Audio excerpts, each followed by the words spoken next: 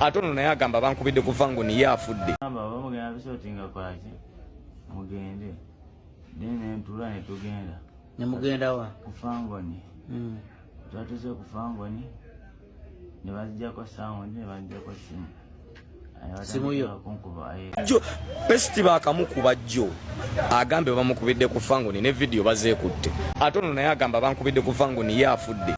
Goza ziba zikyali allegations. Bintu ebyokwogeramu mu mbeera ey'olubalaato wakati mu mbeera ey'okugeyageyamuko n'okubeera nti jasi bantu kuwunaganamu n'okuwuliziganya here and there byandiba nti bivudde mu layini efaananako bw'etyo ne bitwaliramu n'obulamu era ng'ensonga tezikyali jasiti za kufuma bufubi mu ngero wabula ebizzeewo bifuuse bituufu ddala.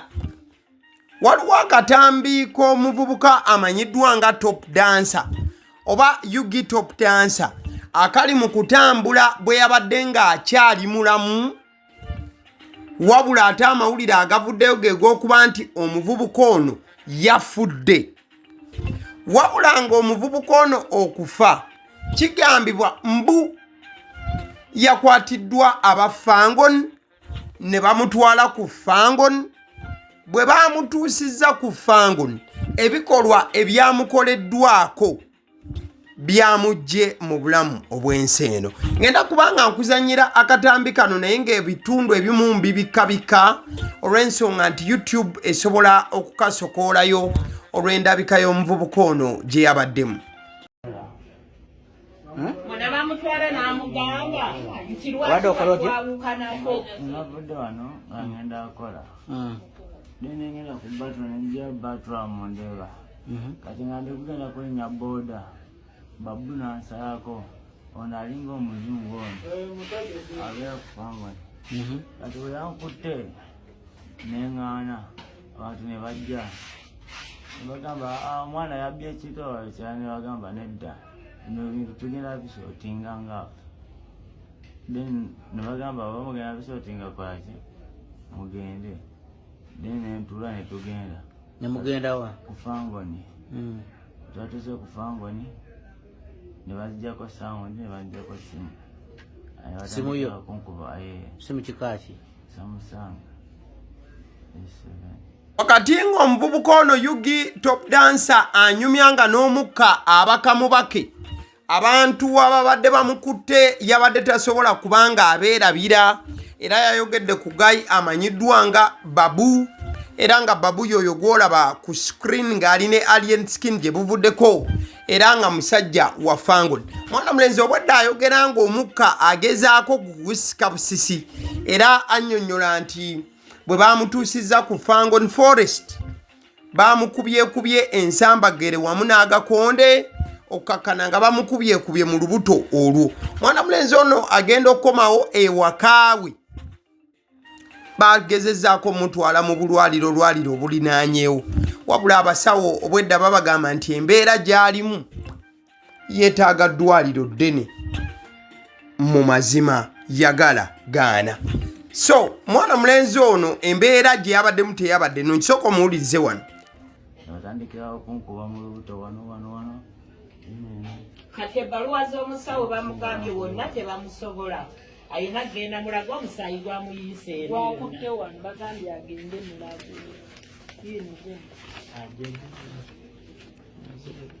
kati ani amutwale mulago wanaabeerawo naani omwana wembaale Akira mwana mulenzi ono yugi top dancer bwe yabadde anyumya emboozi gye yabadde anyumya yabadde yeebunguluddwa obanga yeetoololeddwa banneibaabe ababadde balaba embeera mwe yabadde mu kaseera ako. Amazima babadde bannyonnyola nti yugi top dancer yabadde takyasobola kubanga atambula era obwedda bagamba nti singa alekebwa obulekebwa yekaawo yabadde kisobokera ddala okufa. Ovwiki bano babyogeddeko mu ngeri ya lubalaato. Amazima mwana mulenzi amanyiddwa nga yugi top dancer ebigambo bye yayogedde na buli kimu ky'osobola okuba ng'olabako essaawa zino bye byabadde ng'ebigambo bye ebisembayo ku katambi oba ku kamera. yagemye mbwa basobola mbwa jeni ne kati obudde mwana tukira kati okutambula tasobola ezaawa zino okumuleka mu nyumba era akiira mu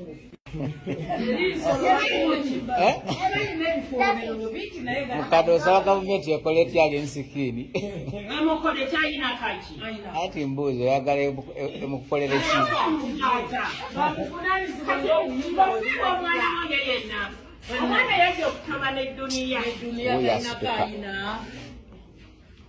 kati owulira wa wakuluma bwatunula nkatunula kufa tagalagaza mumuleka aliye ne sikini munyalire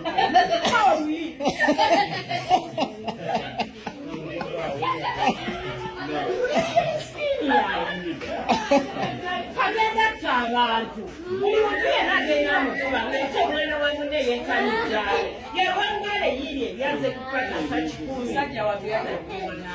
kubanga aliye misikini afuuse ekizibu afuuse ensonga gwe tokiraba gavumenti yalemu aliye misikini bwemuteekayo mu lujjudde lw'abantu tulabe omwana avaawo kooti y'abantu eramule kooti y'abantu emulamule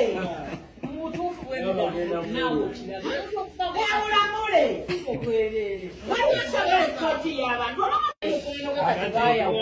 ye n'amwawukanyako kati ekimukubizza lwaki amwawukanako teri kirala omwana n'atandika okukola emirimu gye era omwana atambula n'ekizindaalo omulaba atambula n'ekizindaalo taata dansa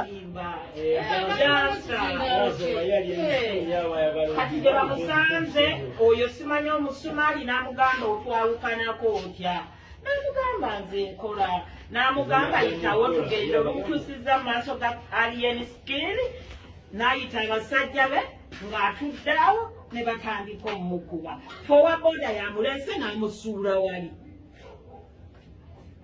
kati emulago genda mu ddwaliro wonna bamugobye bagamba alina kgenda mulago omusaayi gumuyiise muno mwonna kati ate agamba okussa tasobola lwaki ayina emize emibi egigenda bwe yatandika okuyimba yayimbira abantu kizibu oyo oyo kati kizibu kifuuse kizibu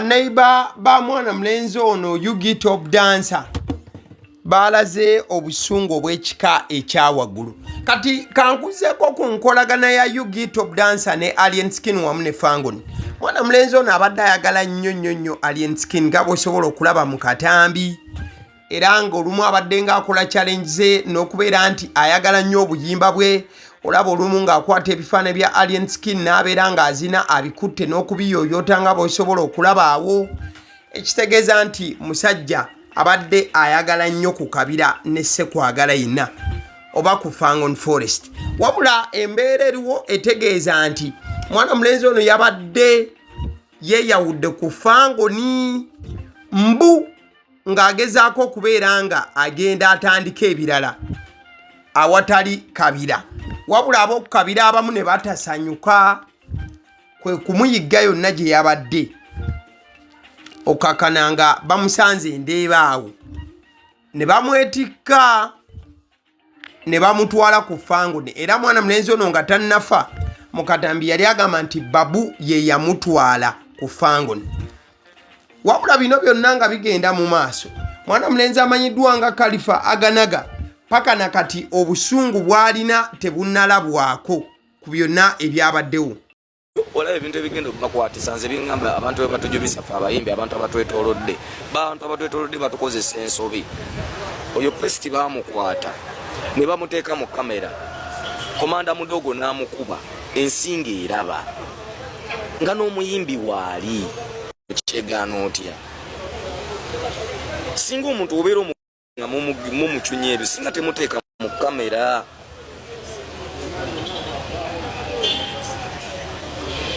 kakati olwedde mwetadde mu kamera olwa ngamba ekiki ennyo kyofa gwe bulaadi oli omwana eyafudde abadde ekyali wange vamu ebyo ebyasimanya kiki nnyo kyofa Besti mwana mlenzi Khalifa aganaga gwayogera wewo wennyini wewo akatambi tetujja kaddamu YouTube ejja kajjayo ekyo ekikonde osobola okeddiza emabega n'olaba ekikonde keka akatambi Khalifa aganaga kayogerako nti abafango ne bamanyi n'okwekwata obutambi nga bakuba abantu ekintu ekikyamu ennyo okusinziira ku Khalifa aganaga kati Khalifa agamba nti ebintu ebizenga ng'ebyokusaaga kati byafiiriddemu omuntu mulamba.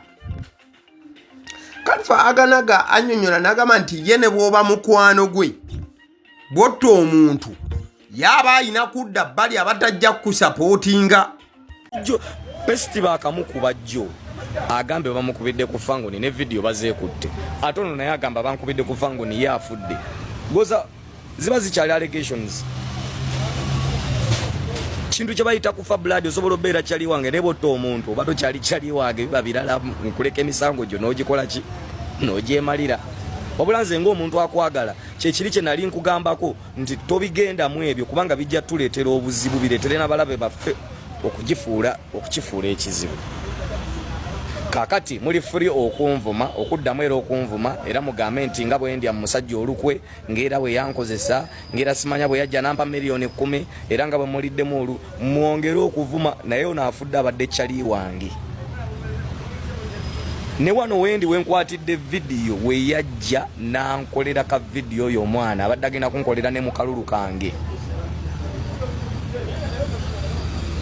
Kasire namugamba nga tuli ku live ne mugamba bino ebintu tujja tuuka tubeere mu bizibu kubanga aliyena ayinza n'obba talina kyeyakoze nga musajja talina na kyabimanyiiko naye erinnya ly'okuliteekamu obutesi bweriti abatamwagala abalabe kati manya people power yonna temwagala ekigenda against n'ekijjubisaamu n'eseesaamu yonna Ireland yonna mwakeevuma nayo nga naye eseesaamu buli muwoni simanya bano baani kira aganaga ayogera kuno nakuli kano ke kamu ku butambi nga aganaga ali ne mwana mulenzi Eyafudde Yugi top dancer bano babadde bamukwana ebyaddala ebitali bya kuyiiyiriza era nga gayona abadde nga naye amukolera challenge. In fact babadde balina n'oluyimba lwe babadde balina okukola ababiri. Khalifa aganaga ne gayona amanyiddwa nga Yugi top dancer wabula obulamu bwe bwakomekkerezeddwa oluvannyuma lw'okukubwa kwe yakubiddwa. Mwana mulenzi Khalifa aganaga says this.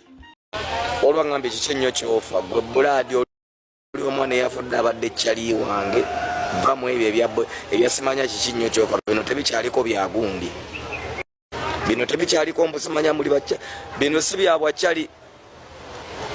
Ekirungi mbadde mbagamba mmwe bagaayi muneeno kati mutandise okugamba nfaaki mbadde nga mbagamba wano mbagamba ku bya kameriyoni nti bannaye tubereke wisizi fire tetukola ntalo bajja kutandika kukuba abakyali baffe tutandika okwecunya tugenda kukola olutalo lutagenda kuggwa nga nze munvuma ne mumpalana ne muŋŋamba nga nze wempalana alien ng'era nze wesimwagaliza ng'era emwandabirawo nga ndi muki kakati nze naye ani ali mu bizibu. Byebyo nno.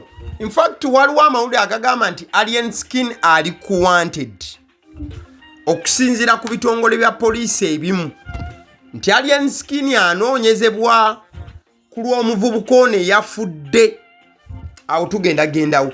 Olunaku lumu emabega alien skin ye kennyini yakoze posting nga yeekubira omulanga eri poliisi. Alien skin mu post eno gye yakoze yabadde egamba bw'eti: There is a group of hooligans, self-styled mafia wannabes led by a certain individual operating under the guise of the NRM ghetto structure. They have been violently attacking our members and other residents in our ghettos, hiding their actions behind a supposed music beef. Their true aim is to incite gang warfare and disturb the peace of fellow Ugandans. Kati alien skin yeekubira omulanga eri poliisi ng'agamba nti waliwo ekibinja ky'abahuligan oba agavubuka agalinga ga mafiya agakulemberwa omuntu omu. Omuntu ono nga yeeyita wa NRM ghetto structure. Alien n'agamba nti gabadde nga gamulumba n'okulumba ba members be ne gabakuba n'okubatuusaako obuvune. wabula nti abamu beerimbika mu kubeera nti balwana lwa music beef. Ekya beef mukimanyi abayimbi ababiri okubeera nga beweereza ebisongovu nakyo okubeera nti tebakwatagana. Kati Alien agamba nti waliwo omuntu abadde yeekweka mu ekyo n'alumba bammembers be n'abakubanga. We have chosen the path of peace, yet our members are repeatedly targeted and unfairly blamed when they defend themselves. Alien n'agamba nti ebbanga lyonna ye nga ye afubye okutwala ekkubo ery'emirembe wabula ng'ate bammembers be basigala babakuba enkya n'eggulu. Ate we bavaayo okubanga beedifendinga abantu ne batandika okubanga baboogerera ebisongovu n'okubanenya. Oba mpulira wuliriza. We have chosen the path of peace. Bigambo bya Alien. So Alien n'amaliza ng'agamba we call on the Uganda Police Force and all relevant security agencies to investigate immediately, arrest the perpetrators and take all necessary measures to restore peace. If no meaningful action is taken within 48 hours, we will escalate this matter. Alien n'agamba nti ayita Uganda Police n'ebitongole bya security byonna okola okunoonyereza n'okwata abo abeenyigira mu bino. Alien n'agamba singa tebabaako kye bakola ensonga ajja gyongerayo. Alien bw'amala okwogera bino, Baram Bargahari are replying Alien ng'akozesa post, of which post eno ne Alien Skin yagiretweetinga. Post egamba bweti: high levels of criminality and impunity are on the rise in our city. A member of the alienist group has been attacked by islanders. I call upon the Director, CID and Crime Intelligence to ensure that all those involved in this brutal assault are arrested and brought before the courts of law. We must stop these rising crimes in our society. Kati Balamu ng'avaayo agamba nti obumenyi bw'amateeka bususse n'abantu okukola ebintu ne batakwatwako. N'agamba nti waliwo memba wa Alien eyali akubiddwa abaaliyo Nairandi era n'ayita Director wa CID ne Crime Intelligence baveeyo banoonyereze n'okukwata bonna abeenyigira mu bikolwa ebikyamu bwe biti. Kati Alien Skin post eno n'agiretweetinga lunaku lumu emabega. Fact guy eyali ayogerebwako eyali akwatiddwa n'akubwakubwa n'aleka nga n'eriisa erimu teriraba yoyo ku screen, ono guy wa Fangon. Wabula mwana mulenzi amanyiddwa bannange bintu si byangu. Alien Skin okusinziira ku mukulu amanyiddwa nga police spokesperson amanyiddwa nga SSP Patrick Onyango agamba nti abamu ku basuspect abali mu kugibwawo kw'obulamu bwa mwana mulenzi eyafudde n'obulumbaganyi ku gayo oli gw'embalaze Yugi Top Dancer nti Alien Skin y'omu ku basuspect era nga bagamba nti ensonga eri serious.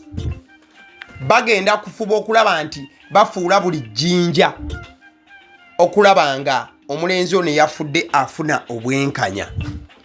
Wabula bino byonna nga byogerebwa poliisi ekiraga nti Alien Skin ali ku wanted. Ate Alien Skin olunaku olwaleero alabiseeko wali ekkololo ku nomination rally ya President Museveni era najja n'okuba nga celebratinga n'abantu bonna ku lw'okunominatinga President Museveni. So kati tulindiridde kulaba biki binaava eri poliisi n'enkambi ya Alien Skin amawulire amalala g'ekyatuwa n'okwennyonnyolako ku byonna. Towuliriza gwakawala nga tosaze gwakalenzi we kitera okwogerebwa. Bannaffe aba Honey Bites bakola cakes eza buli mukolo. Olina kwanjula, mbaga, birthday party, mukolo ki gwe bakubire ku 0709 787508 bajja kubanga bakolera cake ewooma okuzaama. Alson Painters UG bano basiizi ba lunch Bakugamba nti nno olina ekizimbe kyokimaliriza kati kituuse ku ssali okuba nti nno kisiigibwa langi. Alison Painters yujja agamba nti yes just munkooneko bukoonyi ebyo nja kuba mbimalanga ku 0705193636 ya Alison Painters UG YouTube channel kwoli yene yaagaliwo eddoboozi erituula emabega w'omuzindalo each and every day siddala lyeryange abasiddi omusunsuzi kyolina okuba nga okola mukwalo gwange kyakuba nti osubscribinga ku YouTube channel neyaagaliwo ekirala kikyolowooza ku mboozi eno abamu basalidde mulala musango nga tebannawuliriza oba ku byowulidde omusango obeera ogusalirawo likinga video commentinga sharinga